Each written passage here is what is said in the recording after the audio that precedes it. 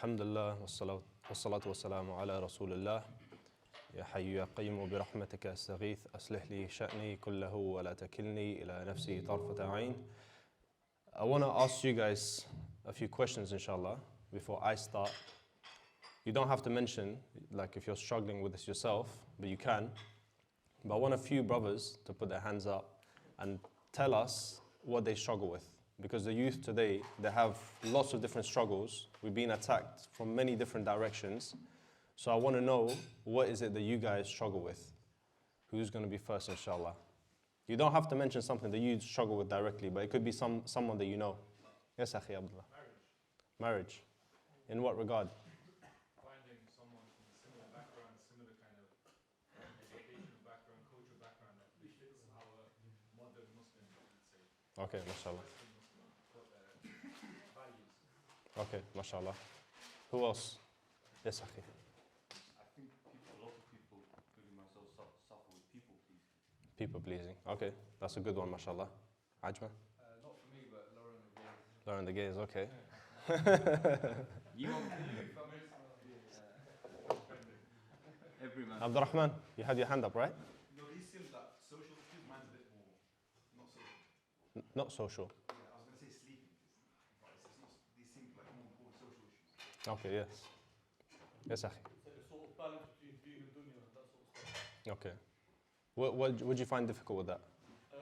Just particularly, obviously, when it comes to the dunya stuff, the stuff that's still good for you, the right stuff, wanting to look after your family, but just, knowing sort of how much priority to give the deen, how much priority to give the dunya. Should you be giving any sort of priority to the dunya? I know you should be, there's certain things you have to be doing. Just more sort of advice on, the outlook, the sort of lens to look through when it comes to finding the optimal balance. When it comes to the dunya, bro, do you want a beautiful wife? Yeah, inshallah. If she's 8 out of 10, but you could get her to be 9 out of 10, would you get the 9 out of 10 or the 8 out of 10? I'll take the 9 out of 10. 9, right? Is that dunya? A beautiful wife is dunya, right? What about kids? Do you want kids? Do you want them to be smart, successful, good in life? Yeah, that's dunya, akhi. So everything that we've been placed here for, like everything that Allah has given us in this life, if we use it in the right way, it's meant to be for us. Allah says in the Quran that He's made the dunya as subservient to us, something that we're supposed to use, to create, to build, to conquer and accomplish. So don't think of it being deen or dunya. Think of it as me attaining everything I can from this life because Allah subhanahu wa ta'ala is the source. You're not taking it from other people. You're not taking it from the dunya. You're taking it from Allah. And Allah is the one that has placed the dunya here. One more, inshallah. Removing opponents of Islam from our lives, including like employers, things like that. What do you mean? For example, if you work for a company that works against Islam, Okay. or works with enemies of Islam, that's it. MashaAllah. Okay, I get you. So one thing that I want to speak about today is what actually Ajmal talked about lowering the gaze. It's in our modern day society, we've been attacked in many different directions, psychologically, spiritually, like mentally. In all aspects, we've been attacked. So we have to utilize everything that Allah has given us to fight back. And a lot of times when it comes to like abandoning sins and sin addictions, people think that you just have to use willpower to overcome it. But you can't use the body to overcome the body. The body wants what it wants. The body has desires. It wants to satisfy its needs, whether it's food, whether it's sexual intimacy, whether it's like money, greed, whatever it is, the body wants that. But the way to control that is by subjugating it to your higher self, to your fitrah, to what Allah wants from you. And the only way that you can do that is to work on your heart, to have a spiritual expansion, to have tawfiq from Allah subhanahu wa ta'ala. That's the number one thing that you need to overcome any sort of sins. Tawfiq from Allah. What tawfiq means is that Allah is with you every step of the way. It means that He's not letting you be by yourself. the opposite of which is khudlan, which means that Allah has left you to your own devices. Like you think that you can control yourself, you think that you're enough by yourself, that you can read like maybe productivity books or like read all these scientific studies and then say that, you know, I can overcome all of this stuff by myself. Then Allah will leave you to yourself, and that's when you will fail. So when we look at the story of Yusuf alayhi salam, he was taken as a slave by the minister of Egypt. So he was raised in their house, and as he was growing a bit older, you know, as we're told that he had half of the world's beauty. And the wife of the minister, she saw him grow up, and she saw this beauty that he had. So she would start to look at him. She started to become obsessed with him, to the point that she wanted to commit zina with him. She locked all the doors, and the scholars say that in the different riwayat, it mentions that she closed the windows, she closed the doors, she locked it to make sure that he can't get away.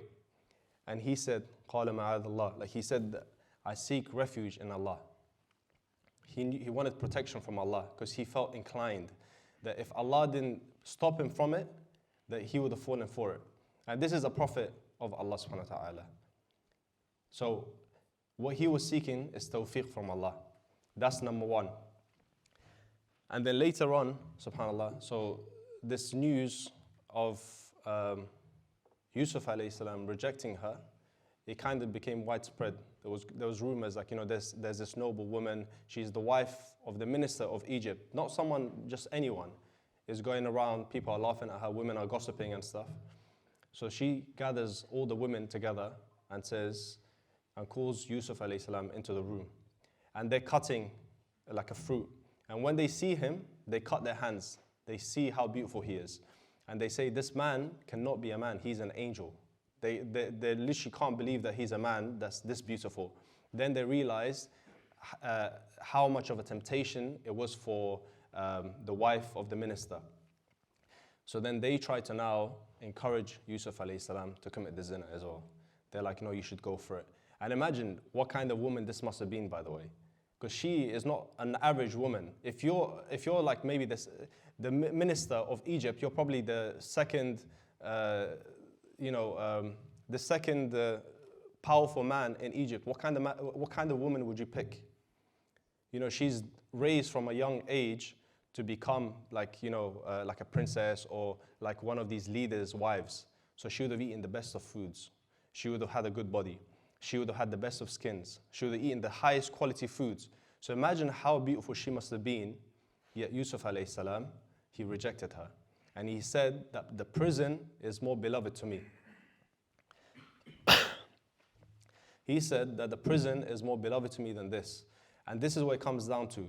If you act from your higher self, meaning from your fitrah and your reliance upon Allah subhanahu wa ta'ala, then you will overcome these kind of things. But if you rely upon yourself and your willpower and you think that I can be in a tough situation, I can be in fitna and I can resist, then you're going to fall into it. You could be the most practicing person in the world. You could have all the knowledge, have memorized all the books, but if you don't work on your spiritual expansion, your heart and your connection with Allah, then when the fitna comes and you put yourself in these situations, you will fall into it. So one of the things that we learn from this story as well is that later on, so he gets put into prison, and when he comes out, he interprets a dream for the king. And then he says, I have one request though. I want you to bring that woman who accused me, and I want my name to be freed from this accusation. Because she said, she accused him of trying to commit zina with him and accused him of lots of different things. So she came and she actually apologized and she said, I'm sorry. And she said, it was my nafs al-ammara bis-su. She is basically saying that we have three different types of nafs. We have the ammara bis-su, we have nafs al-lawama, and mutama'inna. So ammara bis-su is basically the nafs which calls you and inclines you towards fitna, towards your lowly desires, like sexual desires, like greed. All of these things come from the lower nafs. And the higher nafs, which is mentioned in Surah Al-Fajr, is the nafs al-mutama'inna, which is the one which is in peace with Allah subhanahu wa ta'ala, the one which is in peace with the qadr of Allah subhanahu wa ta'ala. Anything that He decrees, he is content and at peace with it. So she says something interesting. She doesn't even say that, it was me. She says it was my nafs. What this means now is that she had lost control. And it all started from her not lowering her gaze. She had lost control to the point where she was willing to be humiliated in front of everyone. And she's not someone average, She's the wife of the minister of Egypt. She's saying that she had no control over her body. And if you look at some of the people who are addicts nowadays, they say that addiction is something that where they define it literally by you can't do anything about it. Your limbs are doing things and you can't control your limbs. But how do they get there? That's what you have to ask yourself. How do they get there? It's from doing the action over and over again, not lowering the gaze over and over again. And this is why the Prophet ﷺ says that on Yawm al-Qiyamah, there will be 3 individuals who Allah subhanahu wa ta'ala, they will not purify them, He will not look at them, and He will not speak to them. And these 3 people are a king who lies, a poor person who's arrogant, and an old man who commits zina. In all of these three circumstances, these 3 individuals, they don't need to be doing these actions. The king, he's powerful, he doesn't need to lie, yet he still lies. It means there's something in his heart. The poor person, he's arrogant, although he has nothing to be arrogant about. It means he's got a disease in his heart. And the old man, he's committing zina, even though he doesn't have that shahwa, he doesn't have that desire that the young man has. So it means that what he's been doing all this time is not lowering his gaze, committing zina, going after woman, to a point now where he's committing zina, where he might not even have the desire for it. And even now, someone might be married, because they're watching so much pornography, they're looking at so many different things online, they might have intimacy with their wife, and then straight after, they might go and watch pornography, because they become addicted to it. And it's lethal. The shaitan and his enemy and his army, subhanAllah, they're trying to attack us from every angle, and you have to take them as an enemy. And you have to hate the sin. You have to hate the shaitan and the sins that he's trying to make you commit.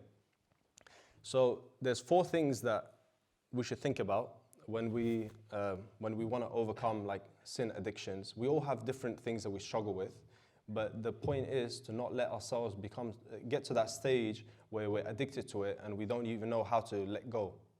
And it could be someone just watching stuff on Instagram, it could be pornography, it could be many different things, right? The number 1 thing is to realize that you need tawfiq from Allah. Without tawfiq, you're not going to get anywhere.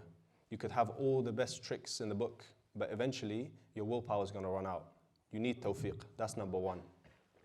Number 2 is to realize and identify what causes your triggers. When you speak to a certain person, maybe speaking to a certain individual, it will cause you to start backbiting. You speak to, maybe in a certain environment, it triggers something where it makes you want to watch something that you shouldn't watch. Maybe it's a movie, maybe it's a YouTube video, maybe something's on Instagram. Something's triggering you to commit the sin that you're committing. So that's the triggers. The second thing is to block, make a blocker in the way. Put something in the path to block it. Like one of the scholars of the past, he said that just saying that you fear Allah is useless if you don't take any precautions. Because you could be the most fearful of Allah in the world, but if you don't put barriers in place, you're going to fall into it. So that's number 3. And the 4th one is to find a halal outlet. Once when the Prophet ﷺ was walking outside, he saw a woman and his heart inclined towards her. So he went home, he had intimacy with his wife and came out and he told the Sahaba that if one of you should have any desire towards a woman that he sees outside, then he should be intimate with his wife. So even the Prophet ﷺ, he was a man. So you have to take these precautions. Remember these things, inshallah. So number 1 is tawfiq. Number 2 is triggers. Number 3 is blockers for those triggers. And number 4 is a halal outlet, a replacement for that, inshallah. سبحانك اللهم وبحمدك أشهد أن لا إله إلا أنت أستغفرك وأتوب إليك.